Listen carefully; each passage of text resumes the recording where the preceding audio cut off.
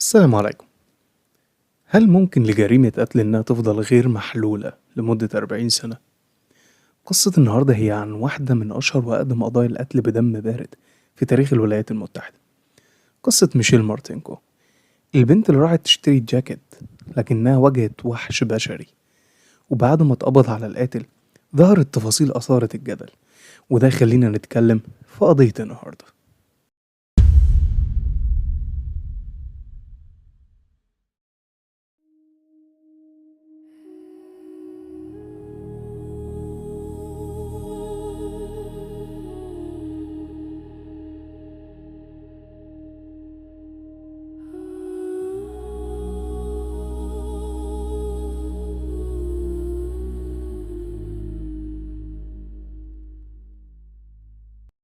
في مدينة سيدر رابيدز بولاية أيوا اتولدت ميشيل 6 أكتوبر سنة 61، وكانت تاني طفلة لألبرت وجانيت مارتينكو. كانت طالبة فوق المتوسط، وكان المسؤولين في المدرسة بيحترموها جدا. ميشيل ما كانتش مجرد طالبة عادية، كان عندها الموهبة في الغنى والتمثيل، وكان حلمها إنها تدخل جامعة أيوا عشان تدرس انتريور ديزاين. وفي يوم 19 ديسمبر سنة 79 الجو كان بارد جدا، وميشيل كانت مع صحابها الفرقة الموسيقية في فندق شيراتون. وبعد الحفلة قررت إنها تروح مول ويست ديل. كان المول ده لسه جديد وكانت بتشتغل فيه. كان معاها $180 عشان تشتري جاكيت شتوي جديد، وطلبت من صاحبتها في الفرقة إنها تروح معاها، لكن صاحبتها اعتذرت.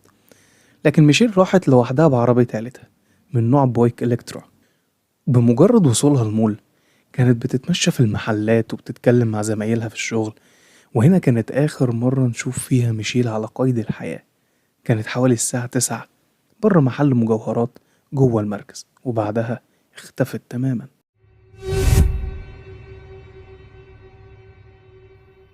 ميشيل ما رجعتش البيت لحد 2 الفجر، وفورا والدها بلغ الشرطة باختفائها، وبدأوا في البحث على حوالي الساعة 4 الفجر.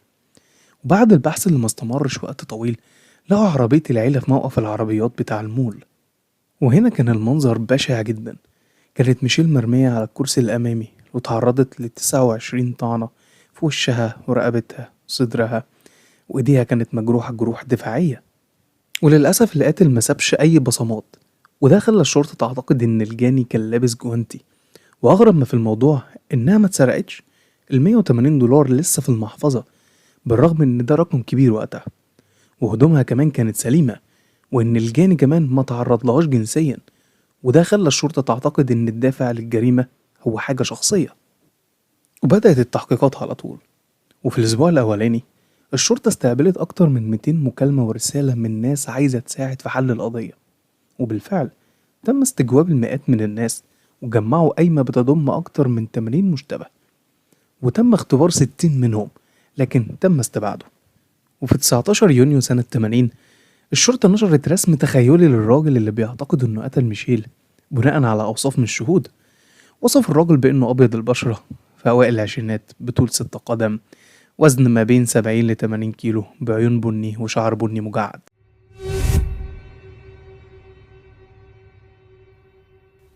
لكن كان في غلطة فادحة.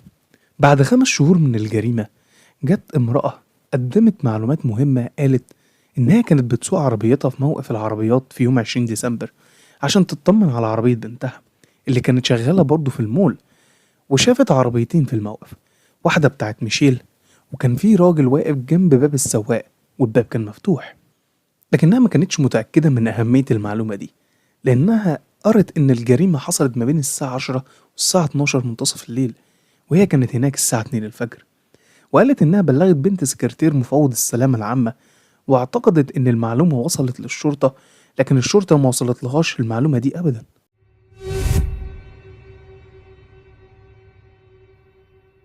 وفي منتصف الثمانينات والد ميشيل رفع قضية على ملاك مول ويست ديل التجاري، بيقول فيه إن الإهمال وعدم توفير الأمن الكافي في ليلة الجريمة هم السبب في موت بنته. لكن المحكمة العليا حكمت القضية لصالح ملاك المول. وعدت سنين وتوفى ألبرت والد ميشيل سنة 95، ووالدتها جانيت اتوفت سنة 98، وعندهم أسئلة كتيرة عن وفاة بنتهم لكن من غير إجابات.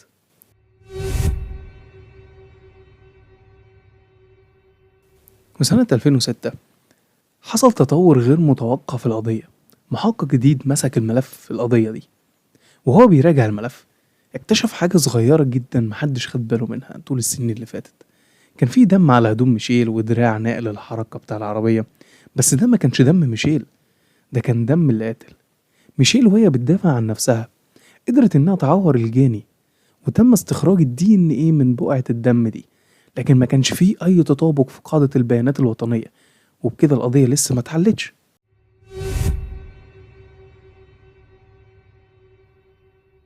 وسنة 2016 الشرطة لجأت لشركة متخصصة في التنميط الظاهري للحمض النووي، ودي عملية بتتنبأ بالشكل الخارجي والأصول العرقية من الحمض النووي اللي مش معروف. والشركة قدرت تنتج صورة تقريبية للقاتل، لكن ما حصلش أي تقدم وقتها. وفي سنة 2018 استخدمت الشركة نفس التقنية اللي اتقبض على قاتل جولدن سايت، والتقنية دي اسمها علم الأنساب الجيني الشرعي، واللي قدروا يحددوا بيه الأنساب وقدروا يجيبوا نسب الجاني. لقوا إن في تطابق مع قريبة ليه من بعيد عايشة في سياتل، ومن هناك بدأت تتفرع الشجرة، وبنى علماء الإنساب شجرة عيلة بتضم 4 فروع، وقالوا للشرطة إن الجاني بنسبة كبيرة في واحد من الفروع دي. وبالفعل تم جمع عينات من الفروع المختلفة لحد ما بقى نطاق البحث بقى حوالين 3 إخوات من عيلة بيرنز.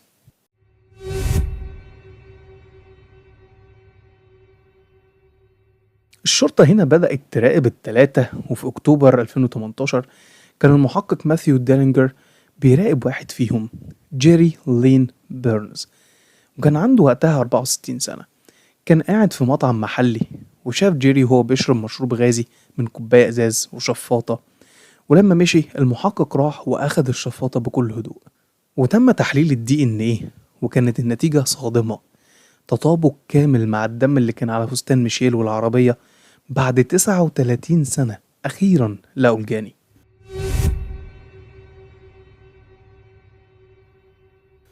جيري بيرنز اتولد 23 ديسمبر سنة 53.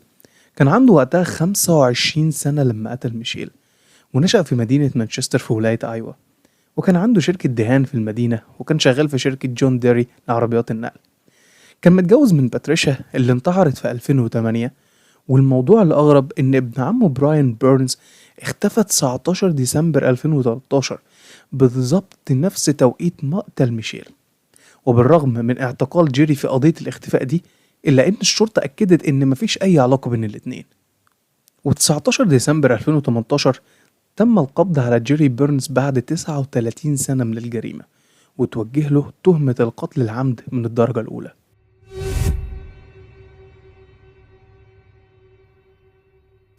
وبدأت الاستعدادات للمحاكمة، وكانت مليانة معارك قانونية. والمحامي بتاع جيري حاول إنه يسقط أهم دليل في القضية اللي هو الحمض النووي، وقال إن تجميع الدي إن إيه من الشفاطة كان بحث غير قانوني ومن غير إذن قضائي، وإن ده انتهاك للخصوصية. لكن القاضي رفض طلب الدفاع وقال إن بيرنز تخلى عن حقه في الخصوصية لما ساب الشفاطة في مكان عام. ده غير إن النيابة العامة كانت عايزة تقدم دليل صادم، وهو سجل بحث بيرنز على الإنترنت. المحقق جيف هولست قال إن بيرنز كان بيدور على أفلام إباحية، وفي كل بحث كان بيبدأ بجملة خنق شقراء، واتفرج على مئات من الفيديوهات البشعة دي. وكمان كان في فيديو باسم شقراء تتعرض للتحرش بعد طعنها، وبحث تاني عن جنس مع أشخاص ميتين حديثا.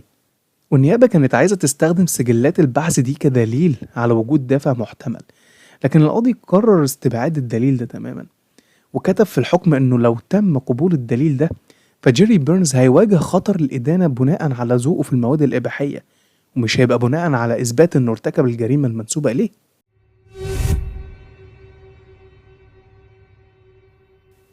وفي 24 فبراير 2020 بعد مداولات وهيئة المحلفين اتفقوا ان جيري بيرنز مذنب بارتكاب جريمة قتل عن عمد من الدرجة الأولى، واتحكم عليه بالسجن مدى الحياة دون إمكانية الإفراج المشروط. قصة ميشيل مارتينو كانت مؤلمة، لكنها قصة عن الصمود والإصرار، برغم من أن القضية أخدت 39 سنة وآلاف الساعات من التحقيق. والأكيد أن ميشيل ما كانتش مجرد ضحية، كانت بتحارب بشجاعة، والشجاعة دي هي اللي أدانت قاتلها في النهاية. ودي كانت القصة الكاملة لميشيل مارتينكو. لو عجبك الفيديو ما تنساش اللايك، تشترك معايا في القناة عشان يوصلك كل جديد. أشوفكم في الفيديو الجاي. سلام.